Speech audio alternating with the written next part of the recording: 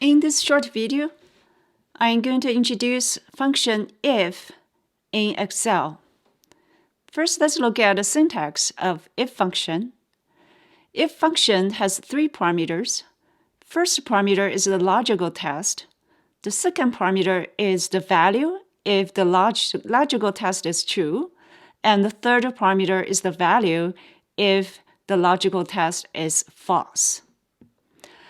What is a logical test? A logical test is any value or expression that can be evaluated to be true or false. Value, if true, is the value that is returned if logical test is true. If this parameter is omitted, true is returned. You can also nest up to several if functions. Let's look at the third parameter, value if false. It's the value that is returned if the logical test is false. If omitted, false is returned. Let's look at this spreadsheet I have here.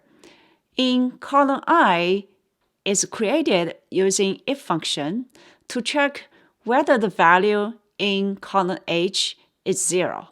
So the logical test is H4 equal 0 for I4.